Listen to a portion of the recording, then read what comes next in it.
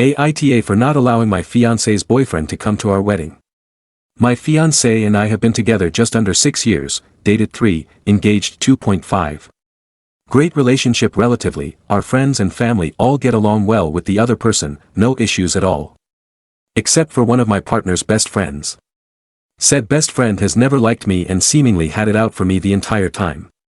She basically ignores my existence and refuses to speak or be cordial to me, but as soon as she sees my partner, she yells and hugs him saying, "Hey best friend," while ignoring me even though I'm right next to him. I told him about it and how it made me feel, and at first it went unaddressed 2 to 3 more times because he needed proof to make sure there was an issue. After said proof was present, he spoke to her about it and she got a little better, but only around groups of people and like twice. She indicated she didn't have a problem with me, so he felt I was the only one having an issue and I needed to just approach her and talk it out.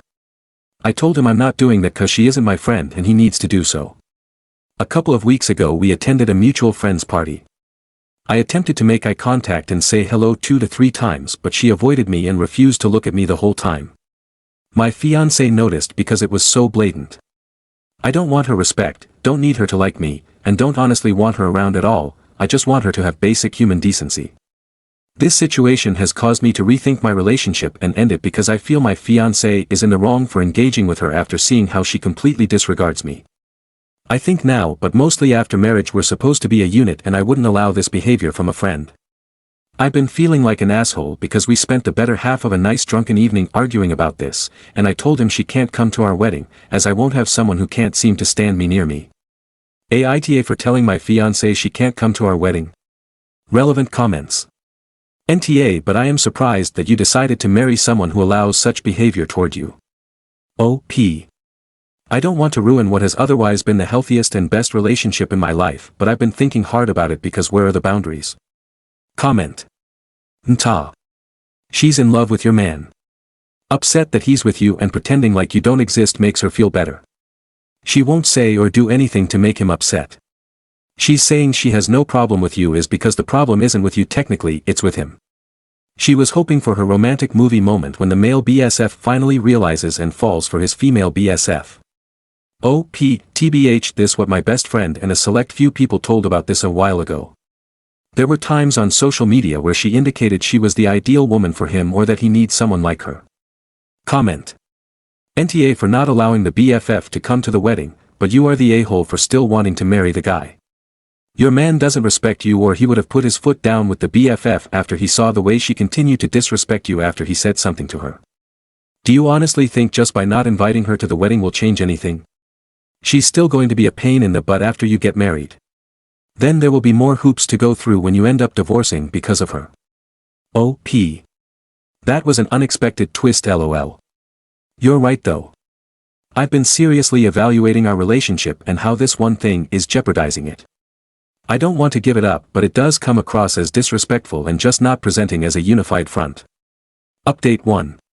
The comments on my original post opened my eyes and made me realize that despite this being the healthiest relationship I've been in, it doesn't mean it's actually healthy. We've had a couple of conversations surrounding this issue, which mostly consisted of me saying it bothered me and him saying I was the only one who cared. A couple of things helped me realize my breaking point. 1. I asked him if he would be okay with our daughter's future partner treating them like this, to which he got flustered, shut down, and said he didn't want to talk about it. I left it alone. 2. He said he didn't want to end his friendship or do anything to jeopardize it because, what if we break up? This made me realize he would not protect me as his wife, since he didn't as his girlfriend.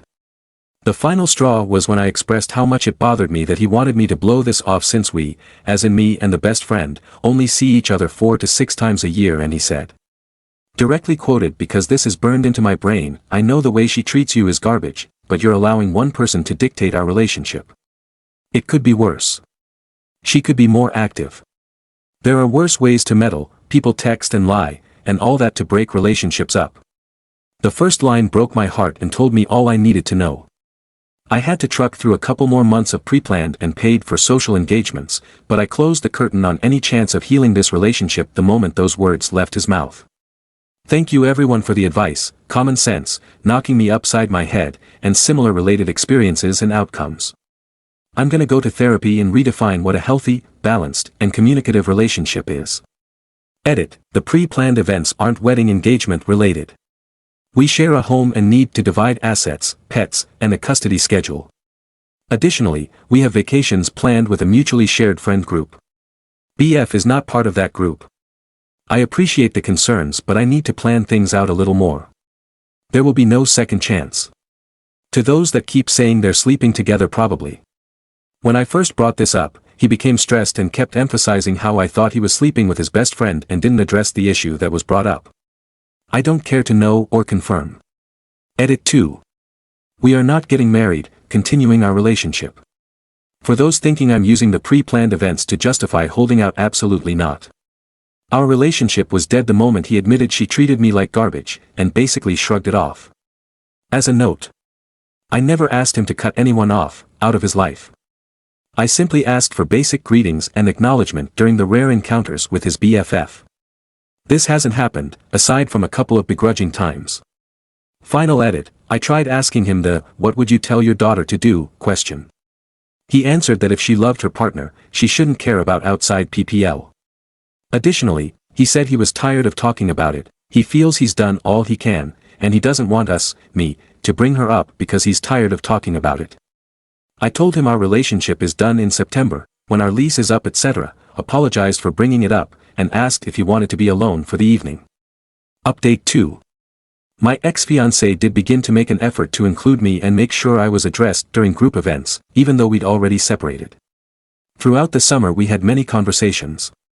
Not in hopes of reconciling, but mostly to make sure he truly understood the cause of our breakup. While drunk, he apologized for his messy and toxic friends, said he needed to reevaluate his friendships, and apologized for bringing them into my life. He changed his tune in later sober convos.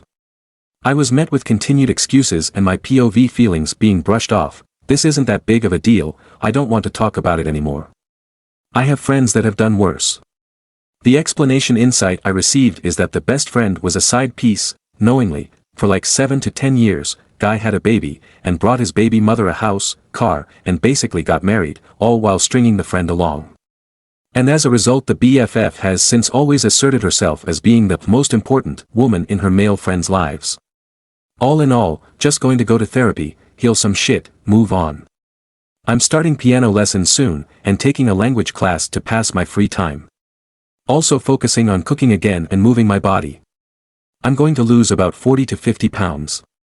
Thanks everyone for commenting, offering solutions and alternative POV, including those who felt I was making a big deal out of nothing and that I was trying to make her be friends with me. Never wanted that. I felt crazy for a while, but I'm thankful for the random strangers on Reddit confirming I'm not. Relevant comments. I kept up with your post and that man's an idiot. Threw everything away for a friend like that. To me there's more than what he's saying, and I wouldn't be surprised if they end up together. But it's done now, he's not your problem, he's hers. Onward and upward. Comment. I'm so glad you broke up with him. Now go and see. Stop communicating.